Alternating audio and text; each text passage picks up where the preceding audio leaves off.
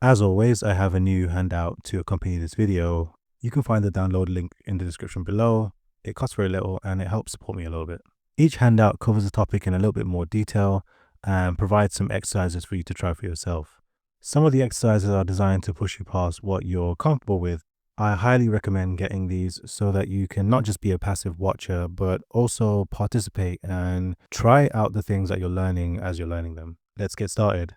Hello, it's Joseph, aka Zeph Draws, and today I want to talk to you about perspective intuition. Up to now, we've spoken about a few things. We covered how to build forms, how to kind of manipulate forms, and then, most recently, we actually spoke about how we can gain a spatial awareness by rotating forms and viewing them from different angles. But today, I want to talk to you about how we can actually place objects on the scene and how we can create a world and a space, a believable space around those objects. And the way we're going to do that is through perspective intuition. Now, many of us know 1 point, 2 point, and 3 point perspective, and that's not what we're necessarily covering today because perspective intuition is something different. Yes, you will end up, drawing in 1, 2 point, 3 or 4 or 5, even 5 point perspective, but we don't get there by necessarily drawing out a grid and, plotting out a bunch of lines. We get there through our intuition. Now, why would somebody want to do this? Well, there's a few reasons for this. First one being that we can't always have our vanishing points on the page. Sometimes the scene lends to having vanishing points that are very, very far from each other. And so we're going to have to deal with the fact that we can't plot a line from the vanishing point because it's not on the page. Another reason is just for the sense of freedom, right? If you're always having to draw lines all the time and you're plotting, these elaborate grids, you're going to have a hard time kind of drawing dynamically and just pulling from your imagination and kind of drawing things as they come to you, right? So this kind of intuitive method lends to being dynamic and spontaneous with your style of drawing. Now, in this video, I want to show you exactly how you can get started practicing this and how you can start improving your sense of perspective intuition. At the end of this video, I'm going to give you a major tip that is highly overlooked that's really going to help you improve in this area. I mean, when I started doing it, it made a significant difference in my skill level. And I also learned something that people don't often talk about. So make sure to stick around. To try and understand this a bit better, let's go back to the box. Whenever we place a line down, draw a box, or put down any other volume for that matter, we are implicitly saying something about the world that box or volume exists in. And this is the key to understanding perspective intuition. The key is understanding that the volumes that you draw are the guidelines themselves. The volumes you put down already have all the information that you could possibly need. In the example on screen, I show how you can use a box and extrapolate from its parallel lines to find where another box might be. Now, in the example, obviously, I've used guidelines to just kind of mark out my thought process. But essentially, when you get comfortable with this, you don't need them. You can start to use the objects around in the scene itself to judge where other objects might be in relation to those objects. And that essentially is the key to perspective intuition.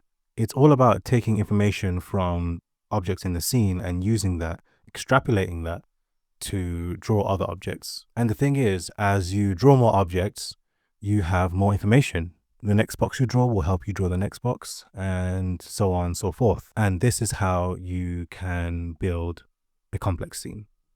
Now, there are two specific ways that I practice this, but I eventually combine them together. Now, the first way is called stacking. Stacking involves drawing boxes on top of each other. It's in the name. It involves taking boxes and drawing them on top of each other. And the best way to practice this really is to draw them in such a way that they begin below the horizon line and end above the horizon line. This is going to help you understand how objects change, how they look as they move below your eye and above your eye. The second method is called queuing, and essentially it's all about taking boxes and queuing them from left to right or right to left. The reason why this is an important practice is because it teaches you how objects change as they move from the right to the left, and how they look as they pass over the vanishing point. I cannot stress how much this exercise has helped me. The next step is to combine these together and use it to essentially build more elaborate kind of compositions. Now, this can get really, really fun because you can kind of start to see how a space can be created in your page, almost like a portal.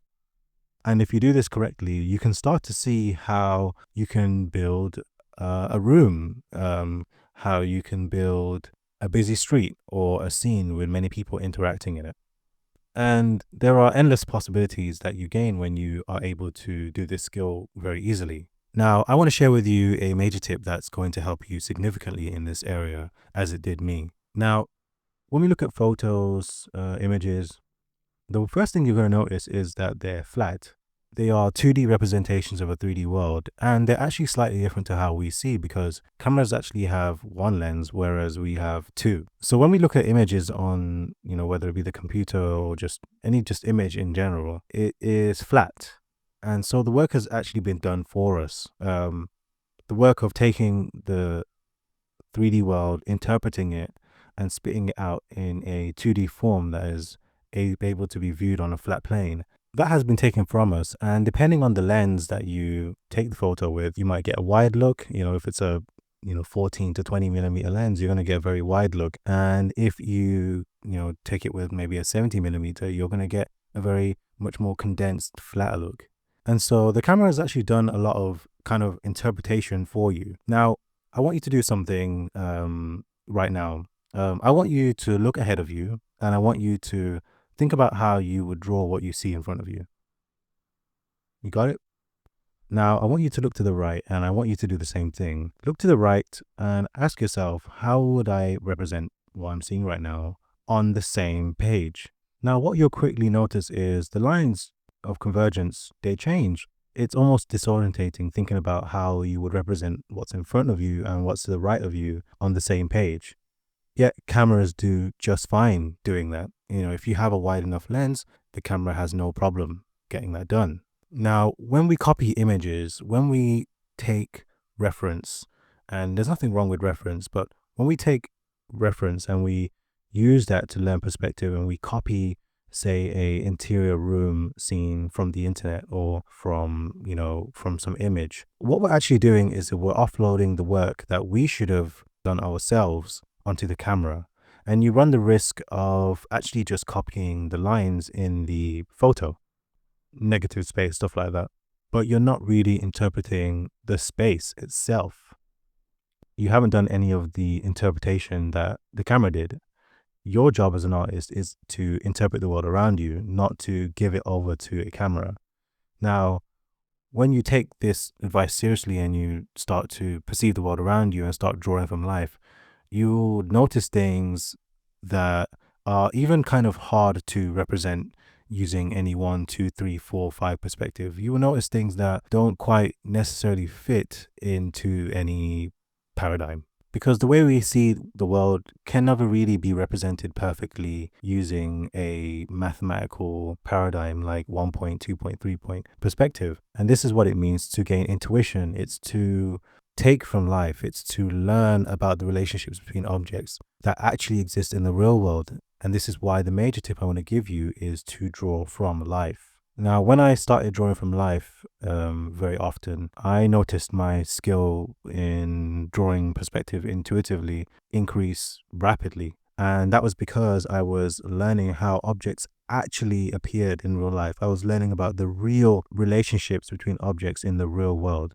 So this is going to be a really important tip for you. And this is, I would say, the main takeaway from this video. It is to practice the stacking and queuing, but you have to augment it with real life observation. Don't offload your work to a camera. Be the camera and see how much you'll learn.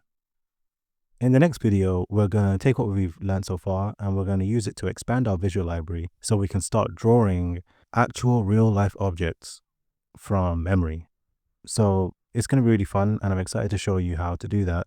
So Stay tuned, like, share, subscribe, and take care.